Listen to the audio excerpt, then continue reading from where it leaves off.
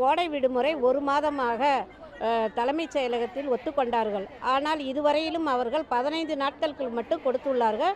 இதனால் நாங்கள் 30 நாளும் வழங்க வேண்டும்னுட்டு. ஏன்னா குழந்தைங்க வந்து பிஞ்சு குழந்தையாக இருப்பதனால அந்த குழந்தைகள் வெயில் தாக்கம் அதிகமாக உள்ளது.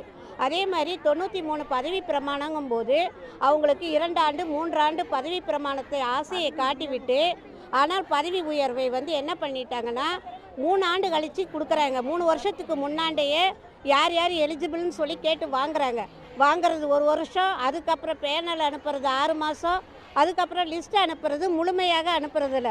அதுலேயும் வந்து 6 ஆண்டு காலத்துக்குரியவர்கள் மட்டும் கொடுக்குறாங்க. அவங்க நிறைய கனவுகள்லாம் காண்டுட்ருக்காங்க. ஏன்னா அவங்களுடைய சர்வீஸ் இருக்கிறதுனால அதுக்குள்ளே அதுலேயே 3 வருஷம் போயிடுது. இன்னும் 2 வருஷத்தில் போய் என்ன செய்யலாம்?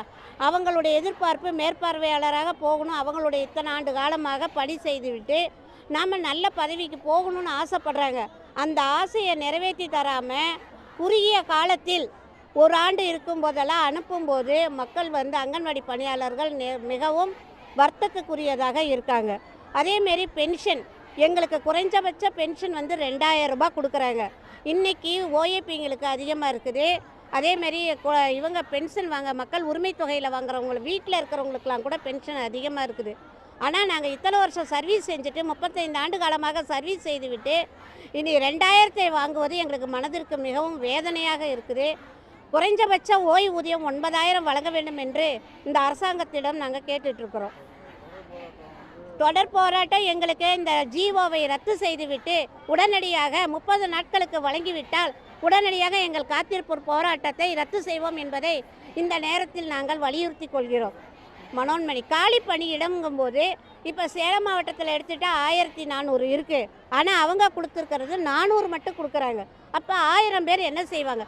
ஒரு ஊழியர் 2 மையம் 3 மையங்களை பார்க்குறாங்க. இதில் ஃபோன் பிரச்சனைகள் வேறு. எனக்கு ஃபேஸ் கேச்சருக்கு அனுப்பலை, இதை பண்ணலை, அதை செய்யலைன்னு சொல்லி ரொம்ப அதிகாரிகள் டார்ச்சர் கொடுக்குறாங்க. எங்களுக்கு பிள்ளைங்களுக்கு ரொம்ப மிகவும் மன உளைச்சலுக்கு ஆளாகிறாங்க.